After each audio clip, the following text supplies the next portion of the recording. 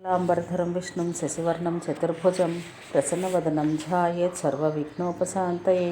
ఆపీత కుచాంబికను కౌగిలింప ఉత్సాహంతో చాపబడిన కరములతో సుగంధపూరిత శరీరంతో పరమశివుడు మనోహరంగా ఉన్న పార్వతీదేవిని ఆలింగనం చేసుకుని తన విరహాన్ని పోగొట్టుకున్నాడు.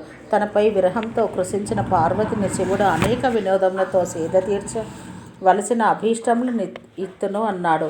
ఆమె అరుణాచలనాథునికి ప్రణమిలి లోకానుగ్రహార్థం ఉదారమైన వరములు యాచించినది. అంతటా బ్రహ్మ సనకమునితో ఇట్లనెను: ఆ విధంగా అంబ తనకంటే వేరు కాని అరుణాచలేశ్వరునికి ప్రణామం చేసి లోకహితార్థం ఇట్లో విజ్ఞప్తి చేసెను. గౌరీ సంభాషణ చాతుర్యం మెరిగిన తల్లి, ఆమె పరమ కృపామయి. ఓ అరుణాచల అని ప్రేమతో సంబోధించి నీ ఈ సుందర రూపమును త్యజించకుము. నేను అపరాధినైనను నన్ను నీవు వదలరాదు. నీ ఈ మనోహర రూపం సుమంగళము, శుభప్రదము, సర్వలోక శ్రేయస్కరము. దివ్య సుగంధపూరితమైన ఈ నీ సుభద్ర సుమంగళ రూపమే సర్వదేవమానవులకు కనబడవలెను.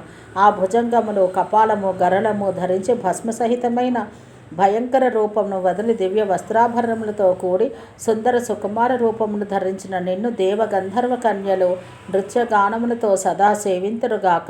ఈ నీ మేని దివ్య పరిమళం సర్వదా నిన్నంటి ఉండనుగాక. మన ఈ కలయిక సర్వజీవులకును సర్వార్థ సాధకమగునుగాక. సర్వమంత్రములకు అర్థమై నీ ఈ రూపం దర్శించబడి నీ చరిత్రము భక్తితో సర్వమానవులచే పఠింపబడుగాక. అనన్య శరణ్యుడవైన నీవు భక్తుల సర్వాపరాధంలో క్షమింతువుగాక. ఇదియే నేను కోరు వరము అని ప్రియముగా పలికినది.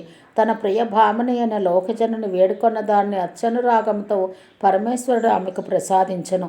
ఇంకెనో ఆమెను ప్రీతి చెందించుటకు ఉమామాధవుడు ఇట్లు పలికెను: ఓ దేవి, ఈ పరిమళమును నీవే ధరించము.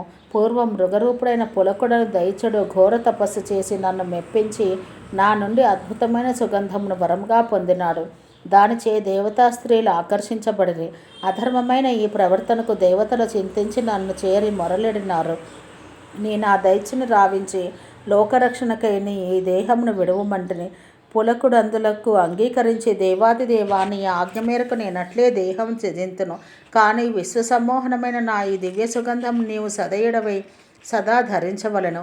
పులకములచే బయలువెడలిన స్వేదంతో నీవు సుగంధమయ శరీరుడవై వలసి ఉండము.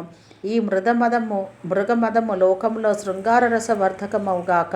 ఇది నీకు ప్రియమై కాంతిని, సౌభాగ్యాన్ని ప్రసాదించుగాక.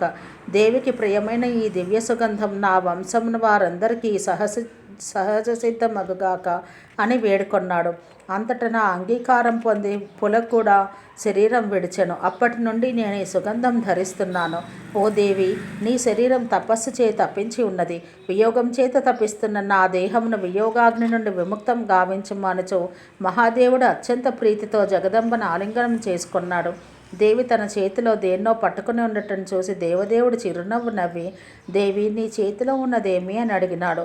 సదా తన హస్తమునందు అలంకరించి ఉంటూ ఆ పుష్పమును గురించి జగదంబ తన పతికి ఇట్లు ఎరిగించినది: ఓ దేవదేవ శివ, నీ ఆజ్ఞచే నేను కైలాసం నుండి కనకతోరణమయమైన కాంచీపురం చేరుకొంటిని.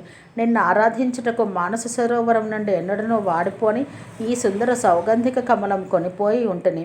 ఎన్నిమార్లు దాన్ని ఉపయోగించినను ఆ పుష్పం కొంచెమేని వాడిపోలేదు. అక్షయమగు సుగంధమును విరజిమ్ముచునే ఉన్నది. అందుకే నేను సదా దాన్ని నా హస్తంనందే ధరించుచుంటిని. కామధేనువు పాలలో నుండి తీసిన నేతితో నేను ఏకామ్రనాథుని అభిషేకించితిని.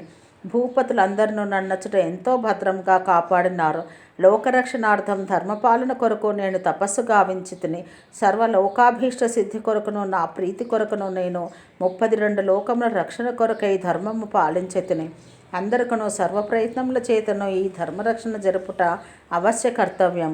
సర్వాలంకారయుతం, సర్వభోగయుతము అయిన ఈ రూపం సర్వదా సకల జనులకు దర్శనీయమగునుగాక.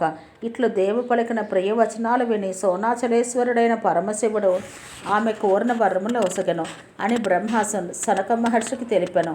బ్రహ్మ ఇంకను ఇట్లనెను: సర్వవరదుడు, గౌరీ సహితుడు, సర్వభోగ సమన్వితుడు అయిన ఈ అరుణాద్రినాథుని దర్శించువారు, నమస్కరించువారు సర్వదా కృతార్థులగుదురు.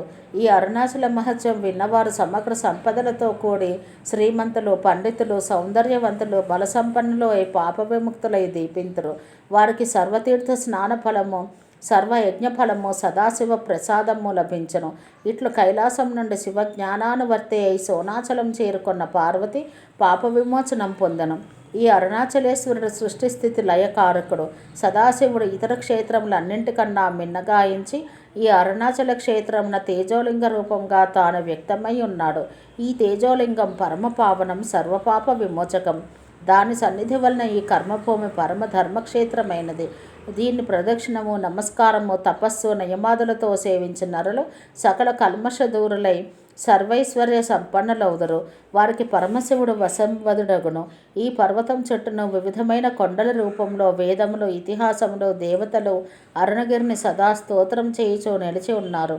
అరుణాద్రి యొక్క తేజోలింగ ప్రభావము బ్రహ్మ విష్ణువులకు కూడా వచింపనలవి కాదు. బ్రహ్మ, విష్ణువు, దేవతలు, కల్పకాది వృక్షములు సదా అరుణాద్రిని సేవించుచుందురు. దీన్ని సేవించు వారికి ఆది వ్యాధులు కానీ కలిదోషములు కానీ సంక్రమించము. ఒక కల్పకాలం గావించిన పుణ్యానికి కూడా దొరకనిది అరుణాచల పురాణ శ్రవణం. అది నేడు నీకు లభ్యమైనది.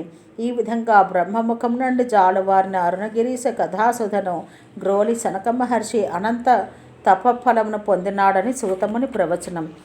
ఇది శ్రీ స్కాంద పురాణమందు 81,000 సంహితలలో ప్రథమ ఖండమగు మహేశ్వర ఖండమందు 3వ ఖండమగు అరుణాచల మహత్యమందు పూర్వార్థం సమాప్తం. ఓం సహనావవతు సహనౌ భునత్తు సహ వీర్యం కరవావహై తేజస్వినావధీతమస్తు మా విద్విషావహై. ఓం శాంతి శాంతి శాంతి.